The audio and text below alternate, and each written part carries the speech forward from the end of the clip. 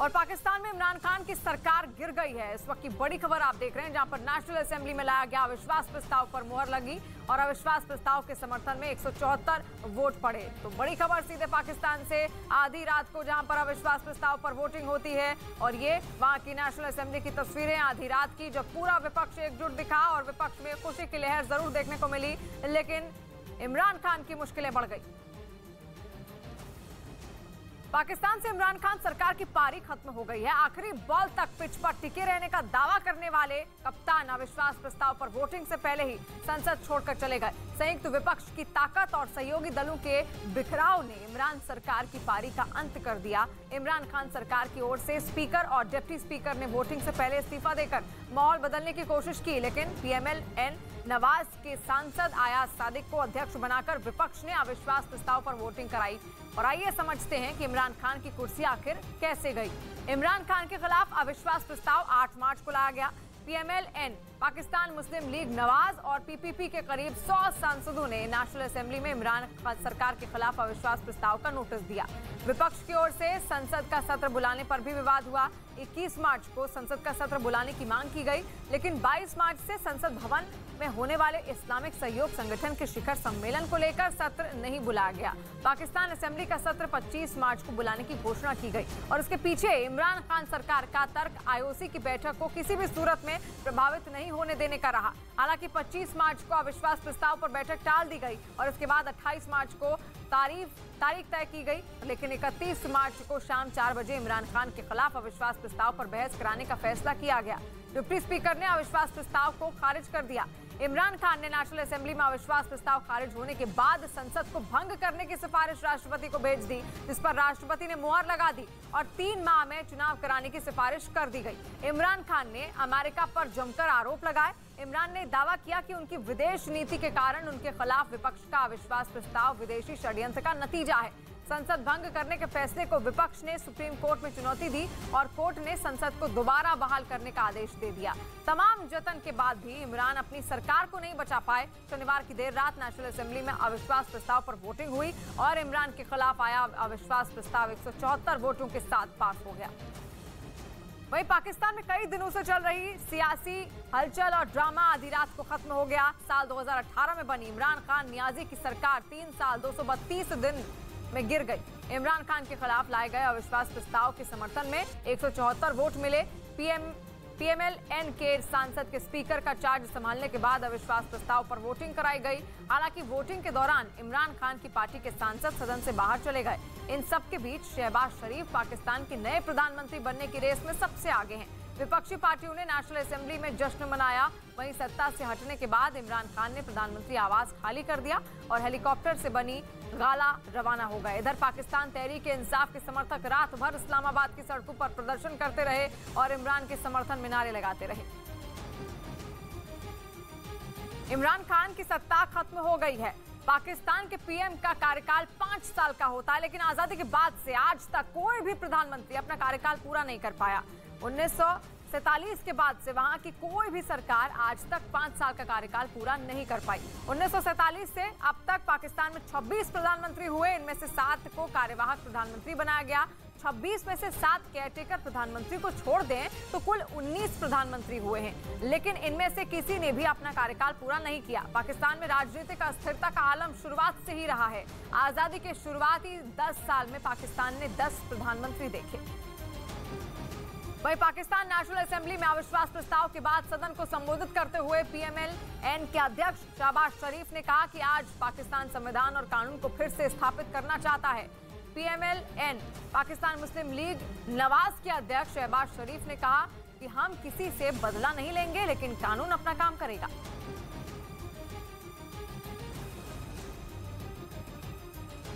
बदला नहीं लेंगे, हम किसी के साथ नाइंसाफी और ज्यादती नहीं करेंगे। हम बेजा लोगों को जेलों में नहीं भिजवाएंगे, हम बेकसूर लोगों को जेलों में नहीं भिजवाएंगे, लेकिन कानून अपना रास्ता देगा, इंसाफ अपना रास्ता देगा। और इमरान खान के बाद उम्मीद जताई जा रही है कि शहबाज शरीफ पाकिस्तान के अगले प्रधानमंत्री बन सकते हैं। शहबाज शरीफ पाकिस्तान मुस्लिम लीग नवाज के वरिष्ठ नेता और सांसद हैं। वो नवाज शरीफ के बाद PMLN के अध्यक्ष बनाए गए। शहबाज शरीफ नवाज शरीफ के छोटे भाई हैं और उन्होंने अपनी राजनीतिक करियर की शुरुआत पाकिस्तान के पंजाब प्रांत से की थी। वो 13 अगस्त 2018 से नेशनल असेंबली के सदस्य हैं और इससे पहले वो 3 बार पंजाब प्रांत के मुख्यमंत्री भी रह चुके हैं। वहीं पाकिस्तान पीपल्स पार्टी के अध्यक्ष बिलावल भुट्टो जरदारी ने कहा कि 10 अप्रैल का ऐतिहासिक महत्व है। उन्होंने सदन को याद दिलाया कि 10 अप्रैल को ही सदन ने 1973 का संविधान पारित किया था। साथ ही बिलावल ने कहा कि पुराने पाकिस्तान में आपका स्वागत है। 10 अप्रैल 1973 में इस हाउस ने 1973 कॉन्स्टिट्यूशन को अप्रूव किया था। बोझ ये मुल्क 3 साल से उठा रहा था। आज 10 अप्रैल 2022, वेलकम बैक टू पुराना पाकिस्तान। पाकिस्तान के पूर्व प्रधानमंत्री नवाज शरीफ की बेटी और PMLN की नेता मरियम नवाज ने इमरान खान पर निशाना साधा है। उन्होंने ट्वीट करके लिखा कि पाकिस्तान के इतिहास के सबसे बुरे दौर का अंत हो गया है। हम ईश्वर के सामने अपना सिर झुकाते हैं और उनके मार्गदर्शन और सफलता के लिए प्रार्थना करते हैं, क्योंकि हम उस व्यक्ति द्वारा हमारी मातृभूमि को हुए नुकसान की भरपाई की एक कठिन यात्रा शुरू करने जा रहे हैं। और इसी के साथ एक बड़ी खबर, जहां पर इमरान खान के खिलाफ पाकिस्तान हाईकोर्ट में याचिका दाखिल कर दी गई है। याचिका में इमरान के देश छोड़ने पर रोक लगाने की मांग की गई है। फवाद चौधरी और शाह महमूद कुरैशी के खिलाफ भी ये अपील की गई है। ये तमाम पाकिस्तान में मंत्री थे, पूर्व मंत्री अब ये हो गए हैं क्योंकि इमरान खान की सरकार गिर गई है। इमरान खान के सहयोगी माने जाते थे फवाद चौधरी और कुरैशी, और ऐसे में इन तमाम लोगों के खिलाफ इस्लामाबाद हाईकोर्ट में याचिका दायर की गई है ताकि ये विदेश ना भाग पाए। पाकिस्तान में किसी भी प्रधानमंत्री ने अपना कार्यकाल पूरा नहीं किया, लेकिन सबसे लंबा कार्यकाल जिन प्रधानमंत्रियों ने किया उनमें सबसे पहला नाम यूसुफ रजा गिलानी का है। वो 4 साल 86 दिन तक पाकिस्तान के प्रधानमंत्री रहे, जबकि लियाकत अली ने 4 साल 63 दिन तक पाकिस्तान की कमान संभाली और उसके बाद तीसरे नंबर पर नवाज शरीफ का कार्यकाल रहा। उन्होंने 4 साल 53 दिन तक पाकिस्तान का राज किया और नवाज शरीफ के बाद जुल्फिकार अली भुट्टो का नंबर आता है। उन्होंने 3 साल 325 दिन तक पाकिस्तान की कमान संभाली, जबकि 5वें नंबर पर इमरान खान है। उन्होंने 3 साल 232 दिन तक पाकिस्तान का प्रधानमंत्री पद संभाला। और कल दिन भर पाकिस्तान में जबरदस्त सियासी उठापटक का दौर रहा और देर रात तक चले इस हंगामे के बाद आखिरकार इमरान खान की सरकार विदा हो गई। हलचल शाम को उस वक्त बढ़ गई जब संसद की कार्रवाई शुरू हुई और आपको शाम से देर रात तक चली पाकिस्तान की पूरी हलचल सिलसिलेवार तरीके से एक बार बताते हैं। शाम 7 बजे पाकिस्तान की संसद में अविश्वास प्रस्ताव पर वोटिंग कराने से स्पीकर असद कैसर ने इनकार कर दिया। उन्होंने कहा कि मैं अविश्वास प्रस्ताव पर वोटिंग कराकर इमरान खान के साथ धोखा नहीं कर सकता। उन्होंने कहा कि इसके लिए मैं कोई भी सजा भुगतने के लिए तैयार हूं। स्पीकर ने इमरान के साथ 30 साल लंबे रिश्ते की दलील भी दी और वोटिंग की अनुमति देने से इनकार कर दिया। रात 8:40 पर पाकिस्तान नेशनल असेंबली में हंगामे के बाद कार्यवाही रात 10 बजे तक के लिए स्थगित कर दी गई और इससे पहले पाकिस्तान पीपल्स पार्टी के नेता मुस्तफा नवाज ने पाकिस्तान सुप्रीम कोर्ट के आदेश का पालन नहीं करने पर आर्मी चीफ बाजवा से दखल देने की मांग कर दी। रात 8:57 पर पाकिस्तान मुस्लिम लीग नवाज की नेता मरियम नवाज ने इमरान खान का नाम लिए बिना उन पर हमला बोला और पाकिस्तान को नुकसान पहुंचाने की आशंका जताते हुए इमरान को गिरफ्तार करने की मांग कर दी।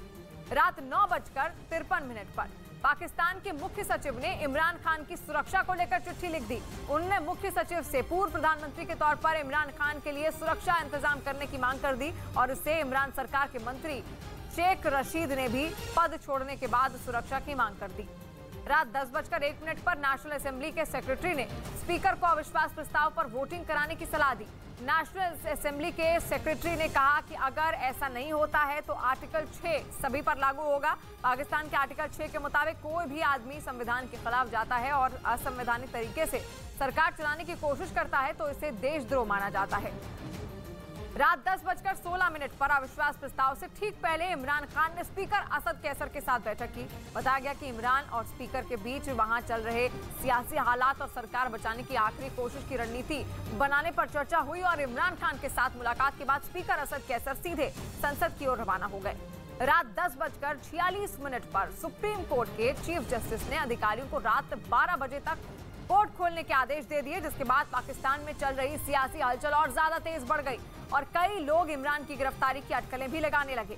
वहीं रात 1:20 पर पाकिस्तान में चल रही इस उठापटक का दौर अपने अंजाम तक पहुंचा और इमरान खान की सरकार गिर गई। संसद में अविश्वास मत के दौरान इमरान के खिलाफ 174 वोट पड़े और उनकी पार्टी सत्ता से बाहर हो गई।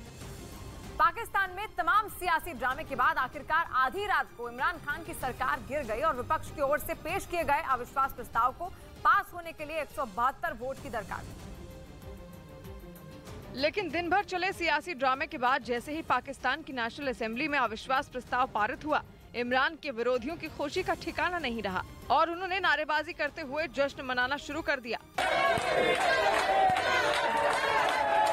और इससे पहले वोटिंग से इनकार करते हुए इमरान खान के करीबी नेशनल असेंबली के स्पीकर और डिप्टी स्पीकर ने इस्तीफा दे दिया। इसके बाद विपक्ष ने पाकिस्तान मुस्लिम लीग नवाज के अयाज सादिक को नया स्पीकर चुना, जिन्होंने वोटिंग के बाद इमरान सरकार के खिलाफ लाए गए अविश्वास प्रस्ताव के बहुमत से पास होने का ऐलान कर दिया। 174 members have recorded their votes in favor of the resolution.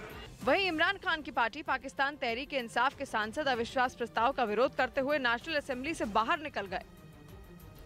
और यही नहीं, आखिरी बॉल तक मैदान नहीं छोड़ने का दावा करने वाले इमरान खान ने भी नेशनल असेंबली में वोटिंग से पहले हार मान ली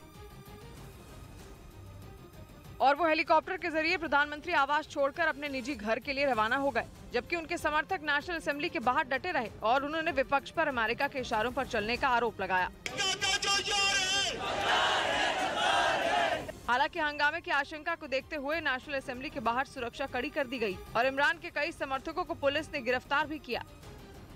इसके साथ ही पाकिस्तान सरकार से जुड़े किसी भी शख्स के देश छोड़ने पर रोक लगा दी गई और इस बीच नेशनल असेंबली में इमरान सरकार के खिलाफ लाए गए अविश्वास प्रस्ताव के पारित होने के बाद विपक्ष के नेता और पूर्व प्रधानमंत्री नवाज शरीफ के भाई शहबाज शरीफ के प्रधानमंत्री बनने के रास्ते साफ हो गए, जिन्होंने विपक्ष की जीत के बाद नेशनल असेंबली में दिए अपने भाषण में इमरान खान को बड़ा संदेश दिया और साफ कर दिया कि कानून अपना काम जरूर करेगा। हम किसी से बदला नहीं लेंगे, हम किसी के साथ नाइंसाफी और ज्यादती नहीं करेंगे। पाकिस्तान पीपल्स पार्टी के नेता बिलावल भुट्टो भी इमरान खान को निशाने पर लेना नहीं भूले। जमहूरी बोझ ये मुल्क 3 साल से उठा रहा था। वहीं इमरान खान की पार्टी के सांसद अली मोहम्मद ने एक बार फिर अमेरिका पर उनकी सरकार गिराने की साजिश करने का आरोप लगाया। सिर्फ बहाना है, इमरान खान निशाना है। खबर है कि 11 अप्रैल को पाकिस्तान में नए प्रधानमंत्री का चुनाव होगा। हालांकि मौजूदा समीकरणों को देखते हुए विपक्ष के नेता शहबाज शरीफ का पाकिस्तान का प्रधानमंत्री बनना तय माना जा रहा है।